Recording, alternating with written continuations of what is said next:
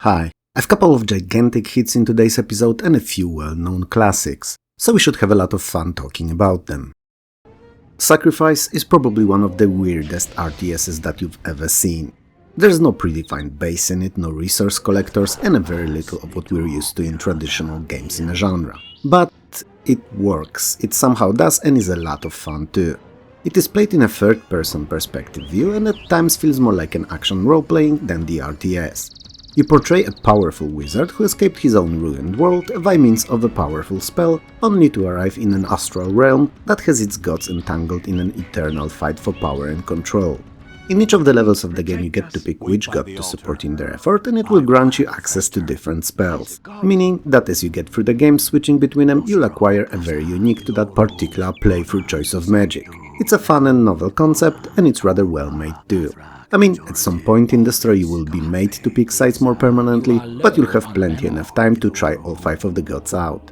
In Sacrifice, your wizard is everything. He's a resource collector, he's a unit factory and de facto leader of your entire armies too, all rolled into one. There are 2 major resources that you have access to in the game, souls and mana. Souls are finite in each of the levels, so since you're fighting against other wizards and their forces, the more you have, the less there are left for the others to share or battle for. Souls are acquired with use of the converting spell, and when you've secured them for yourself, you can use them along with mana to summon various creatures to fight for your side. Naturally, the more expensive resource-wise the creature is, the stronger it is or more useful abilities it has. Sadly, no smurfs in the roster of any of the gods, which is a bit of an overlooking. But there's the Flying Cow spell, so the game at least a bit makes up for it. To secure a steady mana supply, you must raise so-called mana leaf structures near the mana fountains to collect it. Overall, there are 3 different schools of spell that you have access to, and particular ones in them will be dependent on the gods that you've supported.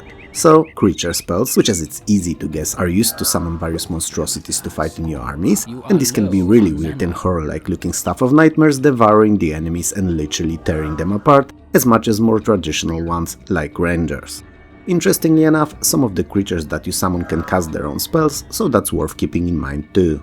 Then there are the effect spells, so your typical offensive and supportive ones. Some are purely made to cause damage, others heal, and even different ones may affect the battlefield and all creatures around them, like for instance a volcano race between 2 warring armies. And finally, the last are the structure spells, which obviously are used to erect different buildings. These mainly cover creation and defense of mana leaves, teleportation, which on a side note is hella useful on Sacrifice's rather large maps, soul conversion, and we've covered this one a little earlier ago, and summoning guardians to defend your structures.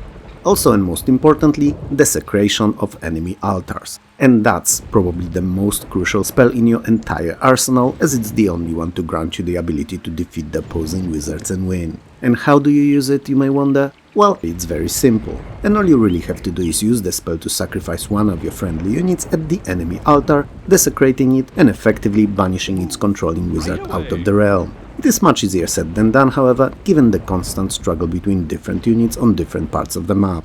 I realize that all of that may be a lot to take in all at once, especially that Sacrifice doesn't sound a lot like RTS, but trust me, it's much easier to understand when you're actually playing it, especially that the initial few missions do a really good job familiarizing you with all the gameplay concepts.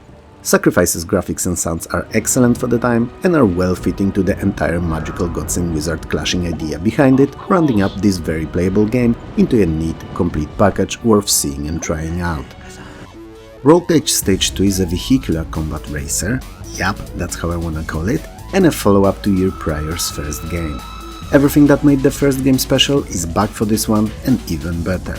So, the car's wheels are still much bigger than the chassis, meaning that flipping over not only does not have to mean a game over, but can sometimes actually help you win.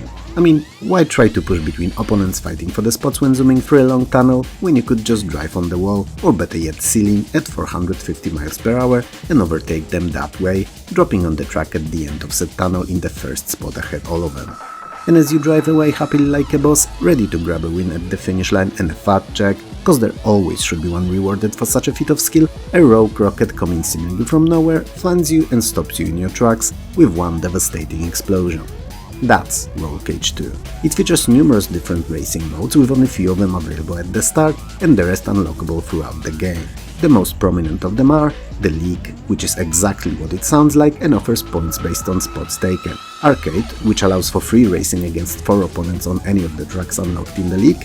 time attack, same as arcade but for the fastest time, training, that takes place on 10 special training tracks, scramble, which is a race to finish tracks under a particular given preset time limit, survivor, a carbon copy of League but without continues, demolition, a mode not about racing at all but still a race in a way. Namely, you have to destroy all objects on a track in the shortest time possible, and more. Quite a lot as compared to the previous entry, but that's not all that the Rollcage 2 improved on. There is 60 tracks overall in the game and over 20 cars, each of them feeling unique and performing differently.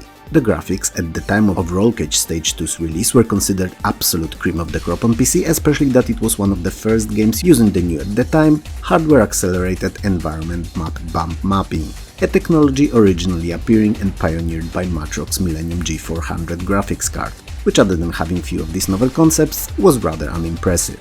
Still, for the first few months of its existence, Rollcage 2 was a tech show-off and a G400 was the only hardware capable of displaying the game at maximum fidelity, running buttersmooth at high frame rates. If you're a fan of games like Wipeout or any other futuristic racer shooter hybrids really, then Rollcage 2 is a must, and a title definitely worth adding to your retro gaming rotation. In any other case though, check it out, as while it's fun and faster than most other racers, it may not be everyone's cup of tea.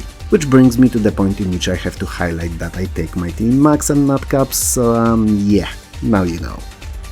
Starlancer is space-based science fiction flight combat simulator made by Erin and Chris Roberts, responsible for earlier Wing Commander and Privateer games, and then much later known for the infamous crowdfunded Star Citizen, which still in 2024 hasn't been released yet despite being sold since 2010. Well, one would argue that it's being supported as a project and not sold, but at the prices it's available at, it's definitely sold. Feel free to disagree. Starlancer is set in the year 2160 when we've managed to colonize most of our solar system already and the world split into cross-national political entities. The Alliance, consisting of American, Australian, French, Spanish, Japanese, Italian, British and German forces, and the coalition of Russian, Chinese and Middle Eastern countries. As the peace treaty between the two blocs is discussed at Fort Kennedy in space, and the delegates sip drinks, joke around and spend taxpayers' money left and right without any care in the world, the negotiations are surprisingly interrupted by an unexpected attack and quickly turn into a bloodbath, as in body parts flying around everywhere at Zero-G and not the opening scene of Blade, the movie. All of the 4 inner planets are quickly overrun, including Earth, that in the future goes by the name of Terra for some odd and unexplained reason. Most likely, marketing's to blame for the rename, but I'm not invested enough in it to research it more thoroughly. Anyway, Italian and French fleets are entirely lost, annihilated in an instant, and the remainder of the Alliance fleet regroups near Neptune and its moon Triton. You play as a rookie pilot under the command of Captain Robert Foster and Wing Commander Maria Enriquez, aboard the recommissioned British carrier ANS Reliant, and it will be up to you to eventually lead the fight to reclaim the lost territories. Starlancer does an excellent job of having you feel like a cock in a larger war machine, with all the war updates constantly airing in video broadcasts or news spread between pilots of various squadrons when meeting in and out of space. You play a small but crucial role in it all.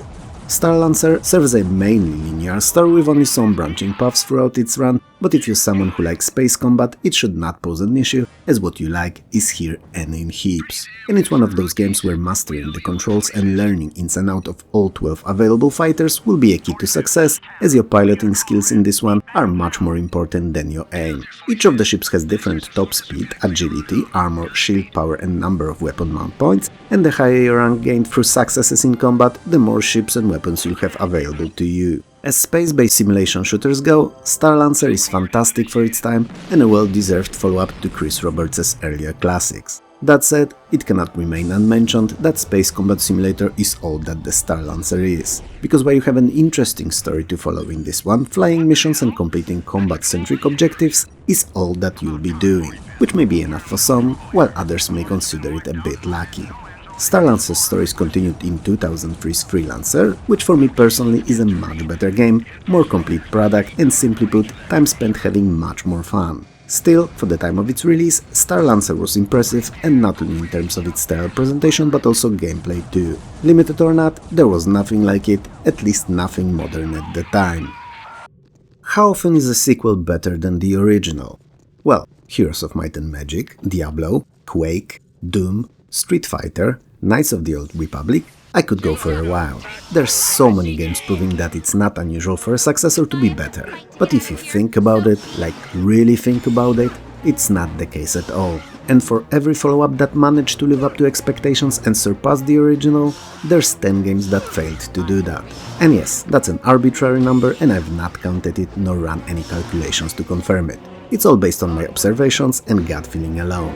So, whenever a game manages to surpass its predecessor, it's worth noting. And Baldur's Gate 2 Shadows of Amn runs circles around the original game. I mean, sure, it still worked on the same, albeit updated and a bit old feeling by 2000 engine, but everything else was fantastic. Story, scope, content, everything. It's easily one of the most important video games ever made. Baldur's Gate 2 takes place shortly after the events of the first game and starts with you, my dear viewer, and your merry group of magic-wielding and sword-swinging companions in captivity. You're tied and most likely abused in one way or another. And as you awoken to this grim reality, it all dawned on you fast, especially that the mad mage going by the name of Irenicus seemed to run crazy experiments on you all day and night, seeking to gain access to your seemingly untapped power. Fortunately, two things happen. First, he doesn't realize that the power comes from cheese and your intolerance to lactose, and that it manifests itself in deadly gas. So until he feeds you pizzas, you're all fine and your secret is yours to keep. And secondly, Irenicus is distracted as the complex is attacked by shadow thieves, which gives Imoen, or as I like to call her, Imoen, enough time to appear from hiding and free you. Minsk and Jaheira are there too, and with the party unchained, on their feet, and only a little confused by this odd turn of events, you're ready to escape the underground facility and enter the city of Atkatla in Amn. And this is just the beginning of your adventure full of twists and turns that will take you on a roller coaster of discovery, learning more about yourself, Irenicus' true goal and future of the continent. You can naturally import your main character from the original at the game start or create a new one, and there are 11 classes available to pick between. Fighter, Ranger, Paladin, Thief, Bard, Mage, Cleric, Druid, Barbarian, Monk and Sorcerer. The last three are the new additions in the second game. All of them have different skills, abilities and spells where appropriate, and can wear and use different armors and weapons in accordance with the principles described in AD&D 2nd edition rule set. Your party can consist of maximum of 6 characters, and you'll meet 16 feasible candidates on your adventures, and it will be up to you to build the strongest or most fun group of them all. Each of them is driven by their own motivations and has a unique personality and character-specific side quest unrelated to the main story. Overall, Baldur's Gate 2 seems to be the case of a gamified love letter to the fans of the original, as not only everything in it was expanded by a tenfold, serving 50 to 60 hours of main story content and close to 300 if you'd like to 100% it. But also many of the pet peeves and suggestions that the fans had about the first game were fixed or modified in the second. So higher resolution was added, 3D support enabled, character kits included, considerably expanding on the possible number of builds, making the game much more replayable, and spell list is expanded, serving over 300 individual spells. Other than that, Baldur's Gate plays identical to the first one, so you see the world from a top-down isometric perspective and in real time, with an option to pause combat to issue commands to individual party members. The dialogues are richer, more branching, and picking appropriate options in them can grant access to extra quests and additional storylines. Many of the locations, important figures and myths known from Forgotten Realms lore are included in Baldur's Gate 2's campaign, and fans of the tabletop role-playing will feel in it right at home. Its huge ass, spanning over 290 quests storyline, countless combat encounters and adventures you'll have in its world truly deserve a video of its own. And they just might get one at some point. For now though, all I want you to know is that this acclaimed, multiple award-winning game that is beloved by millions world over is well worth your time and money, especially that it's dirt cheap now on numerous sales, and it's easily the best game in today's video. And I say it knowing very well what else I've prepared for today later on. Mechwarrior for Vengeance is a first-person perspective gigantic robot combat simulator set in the Battletech universe, in which the pinnacle of all war machines are huge, heavily armed robots known as battlemechs. The established over the previous game so-called Inner Sphere, so a coalition of planets that banded together to fight the invading colonists called the clans, are not as friendly towards each other as they used to, and are now largely competing, sometimes in demanding matches of rock, paper, scissors, but most often in combat. Your parents are a victim of an attack of an opposing faction on your homeworld, and its brute force takeover left you and your missing sister as the only survivors. Not only such an attack is a dick move, but also prevents you from fulfilling your all-time dream of becoming an interstellar ballet dancer. Why? Cause now you gotta man up and make the bastards responsible pay. And since dance battles are not a thing in the future, which is a pity as you'd win with ease, you join up the ranks of the friendly allies to help them fight against the faction that left you an orphan. And this is where your story of revenge begins. Mechwarrior 4 plays largely the same as the third did and serves you a rather linear campaign split into groups of 5 or so operations, each of them containing smaller submissions. While they differ in what is expected of you, they're all very combat-centric and you'll do very little other than the killing baddies. So, you may be sent to blow up enemy dropships, take out enemy battle mech squadrons, or protect a convoy en route, which, as you can probably guess, naturally comes down to destroying mechs attacking it. As in previous entries in the series, a certain skill level is required to perform well, so learning all the tricks of the trade, so to speak, and how to feel comfortable piloting a giant bipedal killing machine is a must. So it's understandable that you may fail a few times before you begin performing well enough to be a true scourge in the eyes of the evil faction that you're after. The game comes with 21 different in specs, weapon mounts and size mechs, 7 of which were created for it exclusively, and offers 30 missions long campaign spread over 15 maps and countless lasers, cannons and ballistic weapons of varying powers. Is it a lot or not enough? It's hard to tell, especially for someone who's not a fan of the series. But what I do know for a fact is that fans loved it and enjoyed it and its expansions immensely, despite some of them vocalizing their disappointment in it not being as good as Mechwarrior 3, whatever that may mean. If you like the earlier games in the series, this one's an obvious pick and a title you most likely won't get bored playing. But if you're like me and crave very little for big robots, especially those that feel like taller and more maneuverable tanks, other games in this video will be a better choice for you. Decades ago, evil necromancers attempted to seize control over the land of Nox, but were stopped by the legendary hero Jandor with use of an artifact known as the Staff of Oblivion. Following their defeat, Jandor trapped their souls within the magical orb, which the arch-wizard Horvath transported to another dimension that happened to be modern Earth.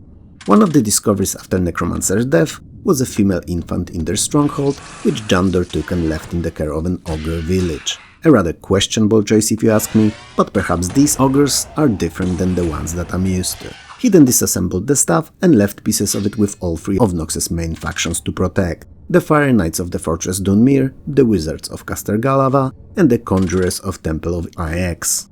The game starts with the girl coming of age, rediscovering her dark magical roots and proclaiming herself the Queen of Necromancers. She summons the orb back to Earth to increase her power, but as she does that, she also teleports Jack Maurer, an owner of the orb from Earth, who thought that it was nothing more than a fancy fireplace mantle decoration. This is where the game starts, where you have to pick your class and, depending on that choice, start in a different part of Nox.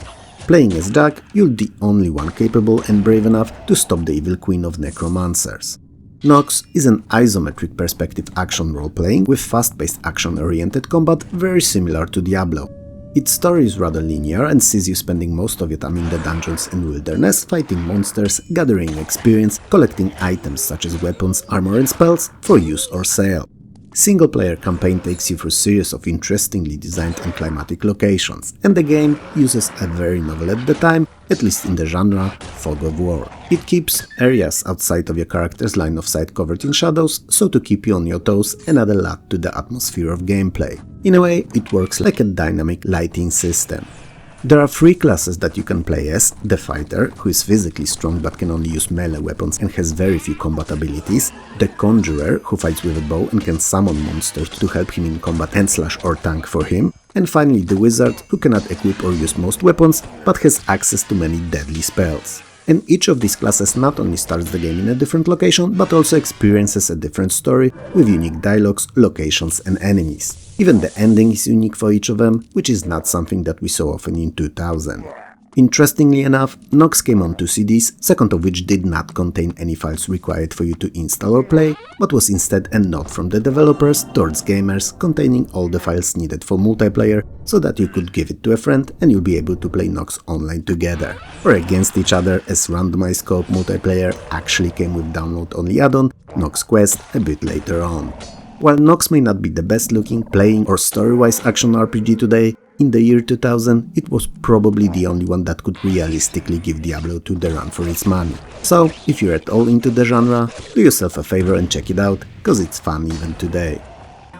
Dark Reign 2 is what my boss's wife has over our office, with a difference that it's spelled TOO. My boss's reign may be dark, but hers is too, just much darker. Hence the Dark Reign 2. Though it has to be said that he can be difficult, stubborn person to deal with at times, more often than not he's holding his nerves on a leash and controls what and to whom he says. She, however, the demonic monster that she is, the devil spawn, has no boundaries and spreads her evil everywhere, without any care or thought given to whom she talks to and what she says. She once told a gentleman who came to us asking for a job as a truck driver after he revealed to have cancer that he should stop his chemotherapy and radiotherapy, not take any medication or even consider a potential surgery, cause they don't work.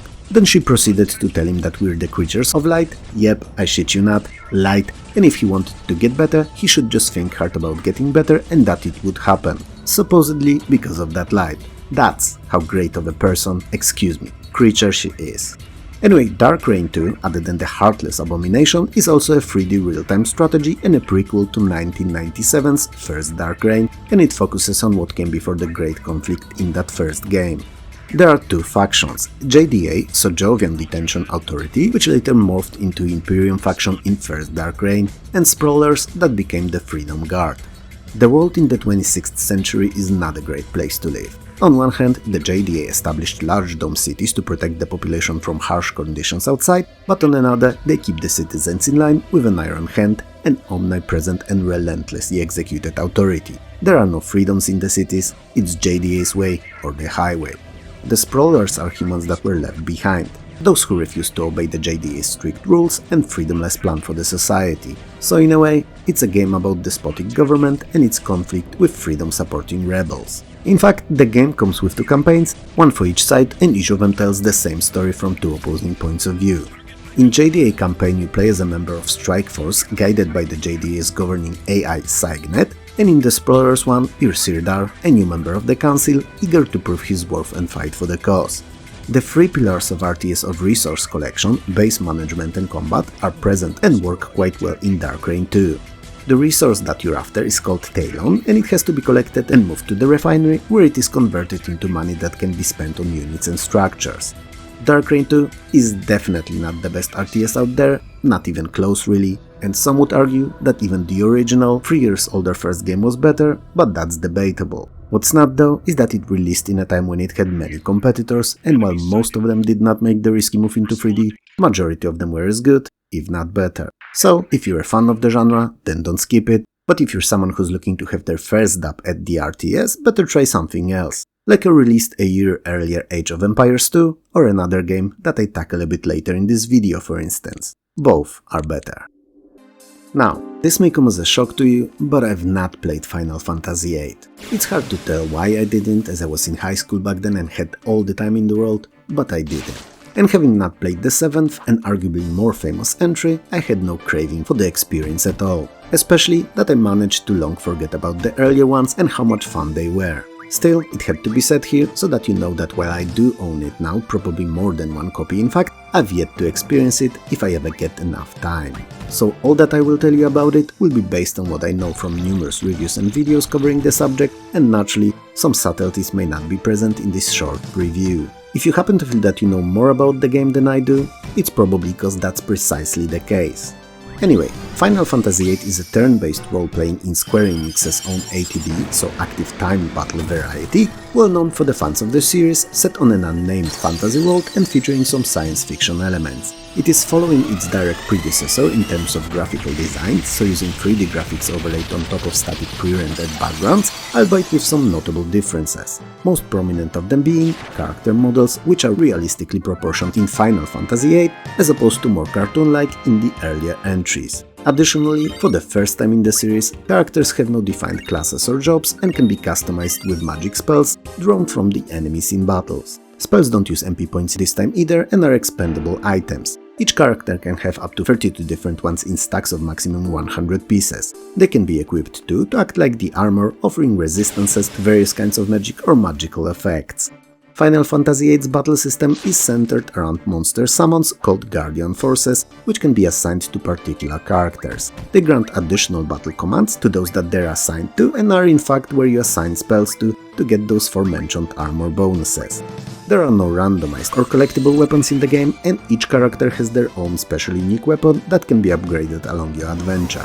Limit breaks that are very powerful offensive and support abilities that the characters have work a bit different too, unlocking only when the characters are at low HP. In Final Fantasy VII, they did when the characters sustained a certain, rather high amount of damage, which does not always necessarily mean them having low HP at a particular time. And lastly, the experience required to level up in Final Fantasy VIII is set at a flat 1000 points between all the levels and never changes. And the regular enemies scale to the player's level to keep the game challenging, while bosses have level caps not to become too demanding. I dislike level scaling enemies with a passion over arrowless bowmen, as I consider this type of design to be lazy and artificially raising the difficulty, never letting the player to feel like they've achieved something noteworthy. Anyway, Final Fantasy follows Squall Leonhardt, a young man in training to become a member of VIII, a mercenary organization. On the eve of his graduation, however, the city of Dole on the continent Balamp, where his school is located, is attacked by the Galbadia forces, and the teachers decide to use it as the students' final exam. So, Squall, along with Cypher and Zell, are sent to help fight the Galbadia raid. Mid-mission, however, Selphie replaces Cypher after he disobeyed direct orders and abandoned his team. With help of Squall and his friends, though that F-word at this point of the story may be too inflated and inaccurate, Galbadian advance is halted and repelled. Squall and his, well, let's call them companions, graduate and become full-fledged members of VIII. A little later after graduation party, during which Squall meets Rinoa, his future love interest, our protagonist is assigned along with Zell and Selphie to help Rinoa's resistance in Galbadian-occupied Timber. I know, all those names sound ridiculous, but that's JRPG for you. Anyway, during his time on the mission, Squall learns that Sorcerer's Idea is behind Galbadia's recent hostilities and that she took Cypher, a former VIII student, under her wing, to become her second-in-command. And this is the beginning of a long-ass adventure full of twists and turns, betrayals and flashbacks telling this epic story that will no doubt provide you with hours of fun. And you know what? The more I read on it, the more I wanna play it too. Crazy naming, weird gameplay elements aside, but those JRPGs tend to have amazing stories worth following and seeing through to their very end. So, I'm adding Final Fantasy VIII to my to-play in the future wishlist, and as soon as my lottery win comes through, which should be any day now, and I don't have to work anymore, I'll be going through the titles on that list one by one. Earth 2150 is a 3D real-time strategy and a follow-up to earlier Earth 2140. 22nd century was not a great time for Earth. The conflict between largely civilized and prosperous United Civilized States, an imperialistic and despotic Eurasian dynasty, and especially a huge atomic attack using a new and unsanctioned weapons of the latter on the earlier, left the planet in shambles and slightly pushed out of its regular orbit, slowly but steadily moving towards the Sun. So the third faction, going by the name of Lunar Corporation and occupying Moon, joins the war in an attempt to defeat or reconcile two fighting giants to save humanity. As it turns out, however, it is too late for the planet, and it is literally the humanity that needs saving now, as its home is already doomed. So, the objective of the entire game, other than your typical gather resources, build bases and units to fight other trifecta of tasks, is to collect and gather plenty enough resources to build an evacuation ship, allowing a faction to travel to Mars and escape the impending apocalypse. Funny enough, the successor to Earth 2150, so 2160, I know, really creative naming, takes place on Mars and assumes that all three factions somehow, and against all odds, manage to send their own arcs. Anyway, the UCS is a highly advanced site utilizing robots for everything, military included, and using modern technology such as shadow generators, plasma cannons, and anti-gravity propulsion systems.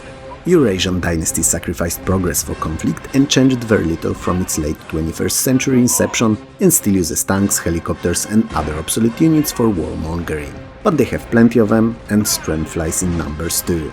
Lunar Corporation is the most advanced technologically out of all three sites, utilizing solar power for its energy needs and using anti-gravity vehicles, electro-cannons and sonic weapons for combat, and the only one that does not in fact build structures for the bases, but transports them directly from the moon. Their units are fast and advanced, but rather fragile. Earth 2150's campaign is composed out of 70 non-linear missions and features few interesting and often new takes on the genre. First of all, it doesn't allow you to infinitely mass-build units and create gigantic armies, as production costs increase, and at some point it becomes more feasible to repair those that you already have and that are more experienced than pay ungodly amounts of money for the new ones. Additionally, constant technological progress and unique dual factions upgrades make those units last you a long while, never feeling outdated or useless. Well, provided that you keep them repaired and retrofitted, that is.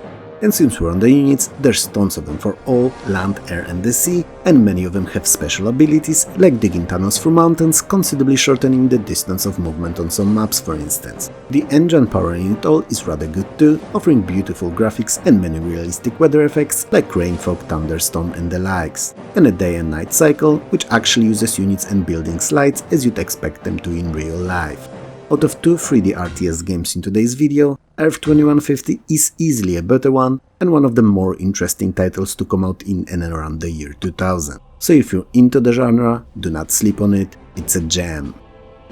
Jeff Cramon's Grand Prix 3 is as good, if not better F1 simulation as his previous games were. It is based on the 1998 season and features all the tracks, teams and drivers. Well, truth be told, Jacques Villeneuve, whose name I'd no doubt mispronounced here beyond recognition, is not included and replaced by a fictional driver John Newhouse. Why? I've no clue, but it is what it is.